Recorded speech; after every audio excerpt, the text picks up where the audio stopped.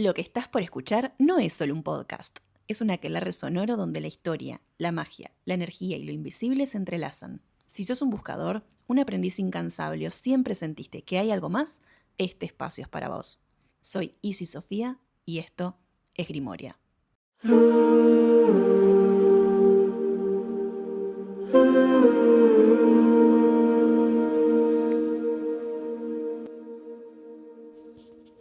Hoy quiero hablar de necromancia. ¿Qué es realmente? ¿Es tan oscuro como suena? Porque seguro escuchás necromancia y o no conoces qué es o te suena a algo medio oscuro, misterioso, como con huesos, no sé, algo así, ¿no?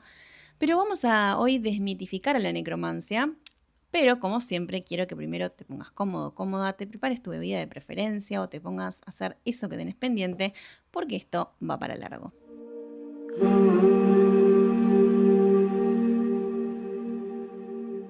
La necromancia en su sentido más estricto es el arte de relacionarse con los muertos, o mejor dicho, la adivinación mediante ellos. La palabra viene del griego necros, que es muerto, y manteia, que es adivinación. Y en origen significaba literalmente adivinar a través de los muertos. Porque en la antigüedad no era algo necesariamente oscuro ni maligno ese contacto con el otro lado. Era una técnica oracular más, ¿no? Como podía ser la astrología, la interpretación de los sueños. Porque el muerto era visto como alguien que había cruzado un umbral y por eso mismo tenía acceso a un tipo de conocimiento que los vivos no tenemos, ¿no? Pero bueno, con el tiempo el término se fue ampliando. Hoy hablamos de necromancia no solo cuando se busca información con ese otro lado, sino también cuando se trabaja con difuntos para pedir ayuda, para sanar vínculos, acompañar procesos de muerte, proteger un linaje, no sé, comprender un poco qué ocurre más allá del cuerpo. No es solo hablar con los muertos. Incluye a veces trabajar con tumbas, con restos humanos, objetos personales. Quizás esa es la parte como más que nos da un poco de yuyu. Y también con lugares marcados por la muerte y en un sentido más profundo con la energía misma de la muerte, pero como fuerza. Porque se dice que es un arte liminal, ocurre en la frontera entre lo vivo y lo muerto, entre lo visible y lo invisible. Ahora bien, capaz que también escuchaste la palabra nigromancia. Nigromancia y necromancia no es lo mismo, aunque hoy en día suelen usarse indistintamente, ¿no? O sea, necromancia es lo que acabamos de decir. Nigromancia aparece en la Edad Media cuando, oh sorpresa, el cristianismo ya estaba dominando Europa y la etiquetó como, en vez de necro, níger o nigro, ¿no? Que quiere decir negro, para etiquetarla como algo más diabólico, como algo más oscuro, ¿no? Vos decís algo que es negro, que es oscuro y sabés que no estás hablando de algo luminoso, ¿no? Entonces se empieza a entender como magia oscura, demoníaca, como algo ilícito. Y claramente ya se demonizó y a partir de ese momento la gente empezó a verlo con otros ojos. La práctica en sí no cambia, sino que cambia la mirada moral sobre ella. Y bueno, desde ese momento todo trabajo con muertos queda manchado por la idea de magia negra. Pero no toda necromancia es nigromancia. Esa asociación es cultural y política, no es esencial. O sea, recapitulando un poco, necromancia, adivinación mediante los muertos, nigromancia, magia negra, directamente, podríamos decir. Y bueno, por todo eso es que necromancia y nigromancia se confunden y acaba pareciendo, ¿no?, que la necromancia es necesariamente nigromancia cuando no es así, porque puede serlo, pero no, porque ahora vamos a ver que hay una fina línea que quizás pueda cruzarse y convertirse en nigromancia, o sea, sí en magia negra. Aunque vamos a hablar en otro momento de los colores de la magia, porque la magia no tiene color, pero sí que tiene intención. ¿Y qué hace un necromante? Porque un necromante no es alguien que revive cadáveres, ¿no? O sea, es alguien que se relaciona con los muertos de forma ritual. Y por eso, por ejemplo, un forense, aunque trabaje con la muerte, aunque trabaje con un cuerpo que ya no está vivo, no es un necromante. El forense busca respuestas en el cuerpo desde la ciencia. El necromante lo que hace es buscar respuestas del muerto desde lo simbólico, lo ritual, lo espiritual. Bueno, y un punto clave de la necromancia es que estuve leyendo un texto que situaba a esta mancia con el embalsamamiento. El embalsamamiento no como una técnica sanitaria, ¿no? Para preservar el cuerpo y ya, sino como un acto mágico religioso, porque se creía que embalsamar era preservar el cuerpo, porque se entendía que el muerto seguía teniendo función, seguía teniendo conciencia o poder, aunque estuviera en otro plano. Y ahí nace la relación ritual con los muertos, ¿no? Antes de invocarlos, el ser humano primero aprendió a cuidarlos, desde el físico. Y hay un texto que se llama Necromancia 101 de Leila Wendell, que ella plantea básicamente que la necromancia no es dominación, es relación, ¿sí? Porque el necromante no obliga al muerto, no lo usa como herramienta. Se comunica con entidades que conservan identidad y voluntad, ¿sí? Porque la necromancia desde esta mirada es una extensión natural del culto a los ancestros, ¿ok? Pero claro, su mala fama no viene de la práctica en sí, sino de la demonización posterior. Esto, vos imaginate que es como cuando vos le prendés una velita a tu abuelo, a tu abuela, le pedís que te guíen, le pedís consejo, ¿sí? Estás haciendo un honor a tus ancestros, a tus antepasados. Esto siempre se hizo y aún se sigue haciendo. Cuando vos te querés comunicar con ellos, estás practicando necromancia y no necesariamente estás haciendo algo malo. Y esto viene de la antigüedad, y para retratar cómo se veían estas prácticas en aquella época, voy a contar un mito de la Odisea. Lo que se cuenta es que Ulises lleva años intentando volver a su casa después de la guerra de Troya, pero el viaje se le hace un poco imposible. Entonces, cada vez que avanza, algo lo detiene, siempre le pasa algo. En un momento llega a la isla de Circe, una hechicera que, a diferencia de otros personajes, le dice la posta, no lo engaña. Le dice, mira, si querés regresar a Ítaca, que es donde él tenía que ir, hay algo que ningún vivo puede decirte. Lo que necesitas es un conocimiento que solo tiene alguien que ya no está, un muerto, ¿no? Entonces Circe le explica que tiene que consultar a Tiresias, que es un antiguo adivino que ya falleció, ¿no? Y para hacerlo, Ulises lo que tiene que hacer es viajar hasta el límite del mundo, a un lugar donde el mundo de los vivos y de los muertos casi que se tocan, y cuando llega tiene que seguir un ritual muy preciso. Cava una fosa en la tierra y hace ofrendas a los muertos. Luego tenía que hacer un sacrificio, dejar que la sangre corriera hacia ese hoyo en el suelo. Y acá se supone que pasaba algo clave, que es que las sombras de los muertos empezaban a acercarse. ¿Por qué? Porque eran atraídas por la sangre. Porque eso les permitía por un momento recuperar conciencia y voz, les daba algo de fuerza. Ulises se mantiene firme, no deja que cualquiera le hable, pone límites y solo permite que Tiresias se acerque primero. Y cuando el adivino bebe la sangre, puede hablar con claridad y le dice a Ulises lo que necesita saber. El viaje va a ser largo, vas a perder compañeros, vas a sufrir y solo vas a volver si respetas ciertas leyes. Otra vez, no le prometen un final feliz, solamente le dicen la verdad, ¿no? Después aparecen otros muertos, incluso su propia madre, y todos coinciden en algo, que es que estar muerto no es glorioso. Aquiles dice que preferiría ser el último de los vivos antes que el rey entre los muertos. Y bueno, me pareció que esto era importante porque muestra cómo se entendía la necromancia en la antigüedad. Claramente estamos desmistificando que la necromancia no siempre es nigromancia, o sea, no siempre tiene un fin oscuro o algo, o es magia negra, digamos, pero tampoco vamos a decir que es la práctica más luminosa de todas. Claramente cualquier práctica dentro de quizás un marco de brujería tiene sus cosas, tiene su suciedad, no estamos hablando de pulcritud, ¿no? Entonces acá se ve que necromancia no era levantar cuerpos ni controlar en sí espíritus, sino realizar un ritual serio, también sí peligroso podría ser, para obtener conocimientos que los vivos no tenían. Acá los muertos no son esclavos ni monstruos, son testigos, podríamos decir. Y hablar con ellos obviamente tiene un costo emocional que no cualquiera está dispuesto a pagar. Eso para empezar. Y esto me lleva a hablar un poco del Necromanteion de Aqueronte, un antiguo santuario griego dedicado a Hades y a Perséfone, que era considerado una puerta al inframundo para la necromancia, ¿no?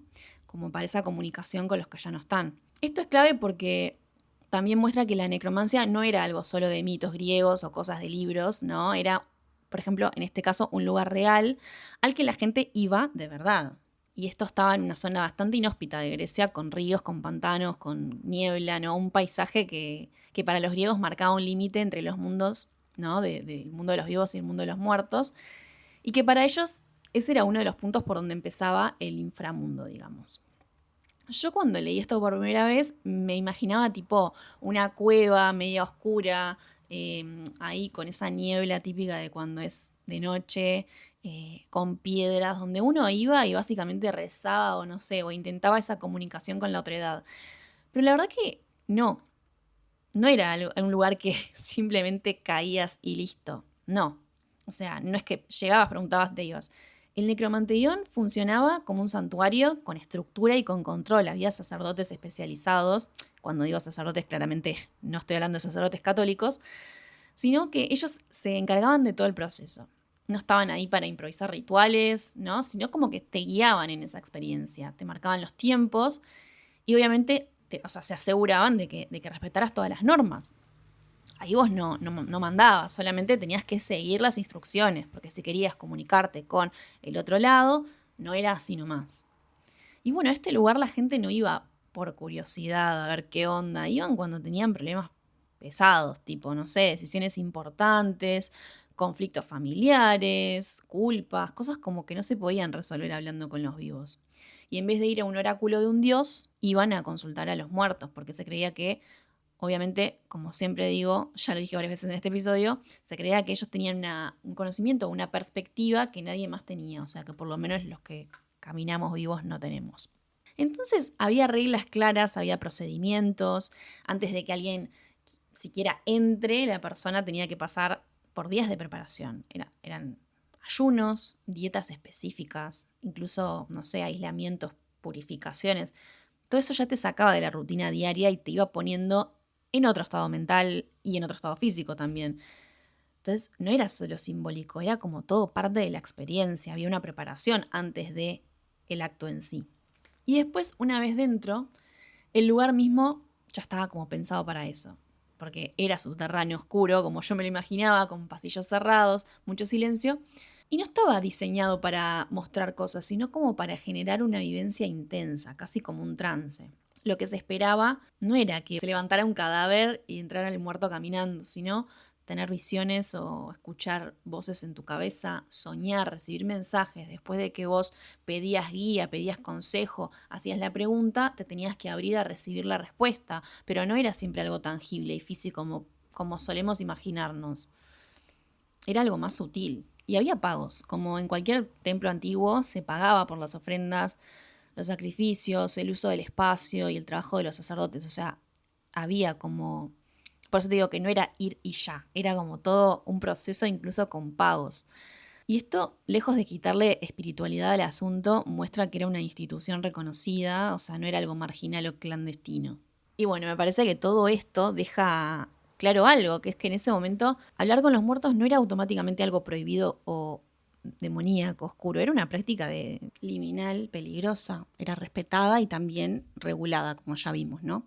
Y todavía no había aparecido esto de la vista a la necromancia como nigromancia, ¿no? Como algo oscuro y maldito, que viene mucho después, como dije hoy.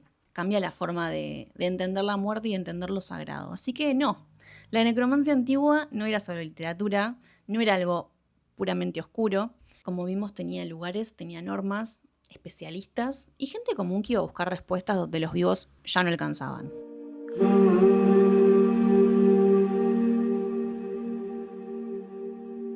Bueno, ¿y para qué servía la necromancia, no? Más allá de comunicarse con ese otro lado, con pedir guía.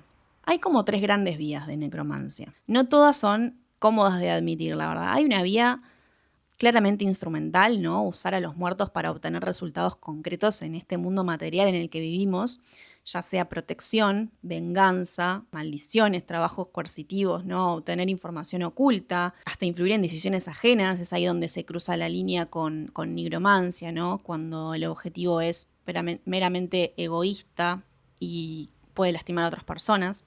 Y esto suele hacerse con muertos muy ligados a lo material, especialmente con los llamados muertos sin descanso. Se entiende como muertos sin descanso aquellos que no completaron del todo el proceso de la muerte. Se podría decir que no están en paz, no porque sean malos, sino porque algo les mantiene atados al plano físico. Puede ser un apego extremo, una muerte violenta, confusión, negación, asuntos pendientes, o simplemente una fijación muy grande o muy fuerte con el mundo de los vivos. Y en general son los muertos más comunes con los que se encuentra un necromante, no porque se los busque activamente, a veces sí, sino porque son los que responden más fácil. Están cerca, están atentos, están disponibles, ¿no?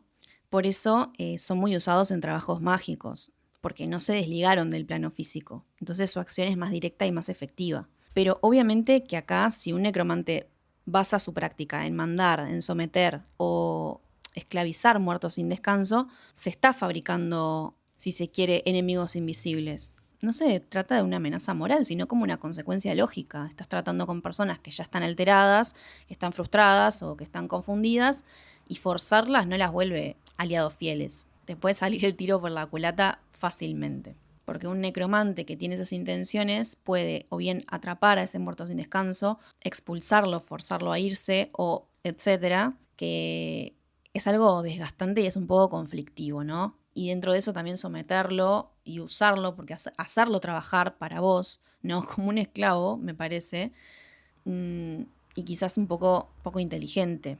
Y también puede ayudarlo a cruzar o a entender su estado. Muchas veces el muerto sin descanso no entiende qué fue lo que le pasó, sigue vagando por ahí pensando que, no sé, está confundido, ¿no? Entonces también se le puede ayudar a cruzar o hacerle entender en qué estado está.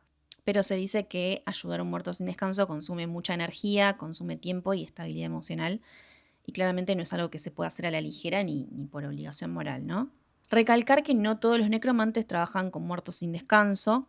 Incluso se aconseja evitarlos porque se dice que implican siempre una carga, también decisiones complicadas, riesgos constantes, ¿no? Es algo que no se recomienda. Y también se pueden pegar, si se quiere, a personas vivas. Incluso cuando no lo llamás, nos estamos pegando entidades o desencarnados que están por ahí. Sobre todo en lugares donde hay muerte, como en hospitales, también pueden ser cementerios, o simplemente cuando alguien es sensible y nada, y justo cayó ahí. Pero siempre van a preferir a gente que los pueda escuchar o que los pueda ver o que como que les preste atención en vez de a un transeúnte cualquiera. Básicamente el muerto sin descanso es una persona que murió pero que no terminó de irse. No es un demonio, no es una entidad abstracta, no es alguien que sigue ahí confundido, que puede ser útil, pero no se recomienda porque trabajar con ellos siempre tiene consecuencias. Y después, aparte de los muertos sin descanso, están los muertos en descanso, que son básicamente aquellos que completaron el proceso, que no están pegados al plano físico, no rondan activamente, no buscan interacción, ¿no? Son quizás más difíciles de contactar porque no están ahí atentos a cualquiera que les pueda prestar atención, no porque sean inaccesibles, sino porque claramente no tienen esa necesidad. Y a veces, si responden, lo hacen con cierta distancia, con poco tiempo, incluso bajo sus propias condiciones. Por eso se dice que no son útiles para trabajos mágicos inmediatos, como los que vimos recién, pero sí para consulta, para consejo, para pedir guía, para transmisión de conocimiento. Son más estables porque son poco reactivos y con una percepción amplia del tiempo. También hay otros que son los muertos ancestrales, que son personas que han sido recordadas, han sido honradas e integradas durante generaciones y generaciones. Esa memoria sostenida los transforma, dejan de operar como individuos aislados y se dice que pasan a funcionar como fuerzas de linaje o colectivo.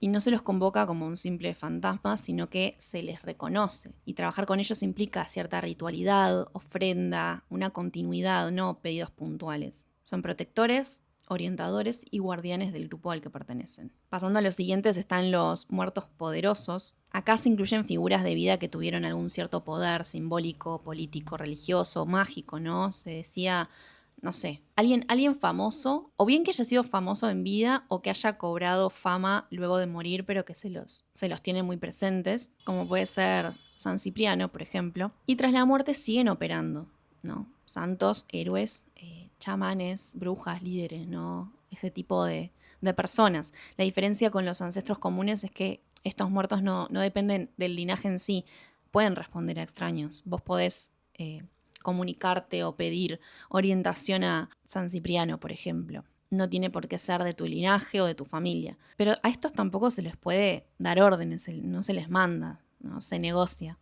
Y se dice que son muertos con carácter fuerte y tienen su propia agenda y límites claros, como que ignorar todo eso puede traer problemas. Se dice también que hay otro tipo de muertos que son los muertos olvidados, que no tienen quien los recuerde ni quien los sostenga. No necesariamente están sin descanso, pero están debilitados. Estos suelen confundirse también con muertos sin descanso, pero como digo, no es lo mismo, porque no están atados por conflictos, sino como más que nada por ese abandono, ¿no? Entonces por eso son frágiles, pueden ser poco coherentes, y fácilmente influenciables. Se los señala como éticamente delicados y mágicamente inestables. Esto me hace acordar a la película Coco, una película de Pixar creo que es animada, que habla, ¿no? Que muestran la tradición mexicana, ¿no? De cómo se los ve a los muertos y el Día de Muertos, y que básicamente explica que vos no dejás de existir cuando te morís, sino cuando dejan de recordarte. Ay, que digo esto y ya se me parte el alma porque esa película me encanta. No me quiero poner a pensar mucho porque me voy a poner a llorar. Si no la vieron, recomiendo mucho, mucho, mucho que la vean, no importa la edad que tengan. Después, esta me parece muy interesante que hay un grupo, ¿no? Que son los muertos antiguos no humanos. Son muertos tan, tan antiguos que ya perdieron toda humanidad. Y esto puede ser, por ejemplo, los seres de la naturaleza, no estoy hablando de los elementales, sino como espíritus del territorio, espíritus que habitan en un bosque, en un río, ¿no? Como seres feéricos, espíritus de túmulo, habitantes de colinas, montes antiguos. Entonces se dice que no se deben tratar como humanos, aunque tengan origen humano remoto, porque ya perdieron toda identidad personal. Funcionan como conciencia territorial o como una fuerza liminal. Entonces no responden a una invocación directa, ni lógica, ni personal, ¿no? No por un nombre, ya es como una fuerza natural. Y trabajar con estos implica territorio, implica tener en cuenta ciclos, respeto estricto, y no se deben confundir con simples fantasmas. Entonces, volviendo a las vías, digamos, de la necromancia, que la primera era una vía claramente instrumental, que era usar a los muertos para obtener resultados en el mundo material, o sea, como algo que yo quiero conseguir y para eso someto a un muerto sin descanso, para que me ayude, para que básicamente lo esclavizo. Hay otra vía que es como más relacional, porque el trato con los muertos en este caso no es de sometimiento, sino como de alianza, ¿no? Se trabaja sobre todo con ancestros, que era lo que comentábamos recién, y con muertos en descanso. Se les pide consejos, se les pide guía, apoyo en procesos personales, se les pide que brinden claridad, ayuda para abrir los caminos, etc. Acá no se los está obligando, se está negociando, se honra y se ofrece algo a cambio, siempre hay una ofrenda. Esto si llegamos a hacer un episodio de culto a los ancestros, podemos comentarlo un poquito más. Y después hay una tercera vía que es un poco más mística, porque acá la necromancia no se practica para usar a los muertos, ¿no? Sino para comprender la muerte, para entender qué es morir, qué pasa con el alma, cómo funciona ese tránsito, qué significa dejar el cuerpo. Y siempre se dice que es una práctica profundamente transformadora, porque te obliga a mirar de frente algo que la mayoría evita. Entonces acá en este caso la necromancia se puede decir que se vuelve un camino de conocimiento, no solamente una técnica mágica. Pero también se dice que los muertos no responden a todo. Todo lo que los vivos queremos saber, qué pasa después de la muerte, vos, aunque se lo preguntes, no es que vas a obtener una respuesta. Y no es porque ellos se supone que tienen como un código que cuando cruzan el umbral le dicen firma acá y no le vas a decir a ningún vivo qué es lo que pasa después de la muerte. No, se supone que es porque ¿cómo te va a explicar una persona que no está viva lo que se siente no estar vivo? Es algo que vos no podés comprender. No te van a dar una descripción que vos vas a poder asimilar, porque simplemente no es posible. Por eso es que todavía hoy en día no se sabe totalmente y exactamente qué pasa después, qué hay, a dónde vas, cómo se siente. O sea, es algo que no estamos como no preparados, pero como que no podemos comprender por nuestra racionalidad porque es algo que simplemente no hemos experimentado. Ya lo entenderemos cuando nos llegue el momento. Si alguien quiere empezar a trabajar con muertos, es que, miren, yo sé que es fuerte hablar de muertos y dirigirse a ellos como muertos, pero no están vivos. O sea, superemos esto. Lo digo también por mí, porque me da un poco de cosa decir trabajar con muertos, porque suena feo, pero realmente si vos te lo pones a pensar como un culto a tus ancestros, si vos no viste, a ver, yo no sé qué edad tenés la persona que me está escuchando, vos. Quizás hoy en día esas prácticas como que se dejaron de lado, pero yo me acuerdo mi abuela cómo le prendía velas a sus familiares que ya no estaban el día de difuntos, cómo es como que le rezás como si fuera un santo, pero no rezarle, sino como pedirle. Y eso era una práctica que estaba en todos lados. Hoy en día quizás se fue perdiendo cada vez más. Pero bueno, honrar a los ancestros, tener un altar con fotos de tus familiares que ya no están, prenderles una velita, darles una copita de vino, no sé, algún dulcecito, es darle ofrendas porque vos le estás dando algo a cambio de lo que le estás pidiendo, aunque sea simplemente guiarte y ayudarte. Entonces se dice que si vos querés empezar a trabajar con muertos, lo primero no es tipo mandarse a un cementerio y empezar a invocar cosas por doquier, caer con la tabla ouija o la copa y empezar a... No, lo primero es mirar a tus propios muertos, ancestros, familiares, personas queridas, porque claro, lo que se entiende es que si vos no sos capaz de hablar con tus propios muertos, no tiene sentido intentar hablar con los ajenos, ¿no? Se empieza armando un espacio sencillo. Primero, como habíamos hablado, tipo de un altarcito, puede ser una velita, un vaso de agua, una foto si tenés objetos de esa persona o de esas personas. Y no es para llamar, sino como para reconocer su presencia y abrir un canal de relación, ¿no? Digamos. Y la necromancia siempre va a empezar por el respeto, no por la invocación. Y después lentamente se aprende a evitar los espacios de muerte, los cementerios, las tumbas, lugares antiguos, como alguien que pide permiso y que tiene respeto, no como simple turista, ¿no? Que va a pasear por el cementerio, sino como realmente pedís permiso antes de entrar, tenés respeto por la gente que está ahí, porque se dice que también la muerte tiene sus códigos y quien los ignora suele pagar el precio. Ya hemos visto muchas películas de terror al respecto. Y otra cosa que me olvidé de nombrar cuando estaba enumerando el tipo de muertos, hay un tipo de muertos que en realidad no es un tipo de muertos, pero es como la conciencia que queda, como el eco de la persona que ya no está, ¿no?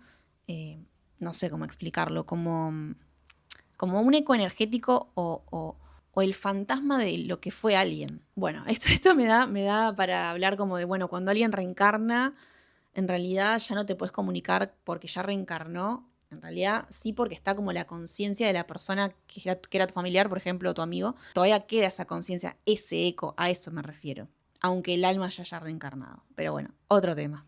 Y acá también esto da para pensar, ¿no? Si en el cristianismo se hace necromancia, porque el culto a los santos, las reliquias, los huesos venerados, incluso ir a hablarle a Jesucristo que está crucificado ahí en una cruz, todo eso encaja perfectamente en una lógica necromántica. ¿Qué estás haciendo cuando le prendes una vela al santo, le dejas una ofrenda, le pedís que te guíe? ¿No? Pero bueno, es como que hay una diferencia de poder y de discurso, porque cuando una práctica está legitimada por una religión dominante, se llama religión y cuando no, se llama magia. No entremos en ese tema que los cristianos y católicos practican rituales mágicos todo el tiempo. Pero bueno, es una diferencia política y cultural, básicamente. Después se dice que al practicar necromancia hay ciertos oráculos complementarios, ¿no? Que son los que trabajan con lo simbólico y con lo profundo, con lo liminal. Por ejemplo, el tarot, especialmente el de Marsella, se entiende que funciona muy bien porque habla en arquetipos. Pues pueden ser los oráculos de huesos, piedras, las runas, dados, incluso también sueños inducidos, también son canales clásicos, porque bueno, podemos entender que la necromancia rara vez se expresa con mensajes claros y con mensajes lineales y directos, ¿no? Siempre va a preferir lo simbólico, por eso decíamos que quizás una respuesta te venga a través de un sueño, con símbolos, verlo a través de las cartas, etc. Y acá también entran los espejos, las bolas de cristal y la cristalomancia, porque estas herramientas no llaman a los muertos por sí mismas, sino lo que hacen es crear como una superficie más liminal, como un espacio donde la mente puede aquietarse y después la percepción puede cambiar. Está el espejo negro también, o el de obsidiana, el cristal, el agua, todo funcionan como umbrales y ayudan a que eso invisible tome forma o tome movimiento. Los muertos cuando se manifiestan suelen hacerlo mejor a través de imágenes que de palabras.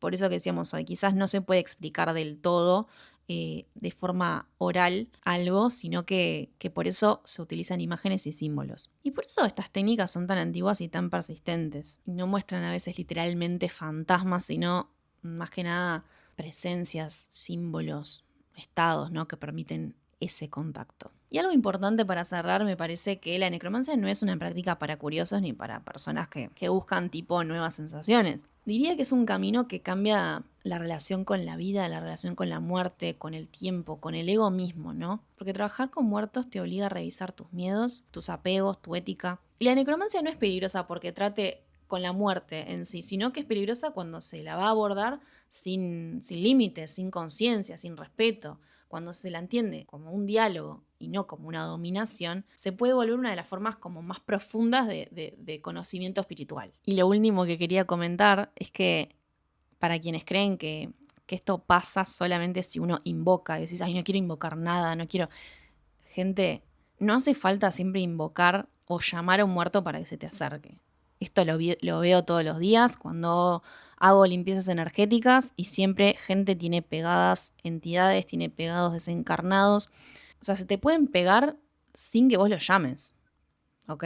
Esto también da para otro episodio, pero hay lugares en los que ya de por sí son más densos de este tipo de entidades y si vos estás un poco vulnerable, listo, se te pegan. Después te empezás a sentir mal y empezás a normalizar como es que sos parte de vos y en realidad no.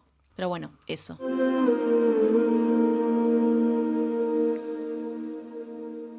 Así que ya sabes, ¿qué es la necromancia? Que es diferente a la nigromancia, que pueden cruzarse, pero que no siempre una contiene la otra, que el cristianismo y la iglesia estuvieron metidos en la tergiversación del término en la Edad Media, que se te puede pegar un muerto sin que lo llames, que hay diferentes tipos de muertos que sirven para diferentes cosas, pero que primero hay que empezar por casa y honrar a nuestros propios muertos. Y bueno, este fue el primer episodio de Mancias. Voy a estar haciendo una serie de las diferentes mancias. Si te gustó el episodio, si te gusta esto de las artes adivinatorias y me querés dejar un like, calificar el podcast con estrellitas en Spotify si todavía no lo hiciste, o suscribirte si estás escuchándome por YouTube, te agradezco un montón. Si llegaste hasta el final, me gustaría que me comentes un emoji de una calaverita para yo saber que hay gente que me está escuchando. Por ahora, yo me despido. Nos vemos, escuchamos en el siguiente episodio. Te abrazo con el alma. Un saludo.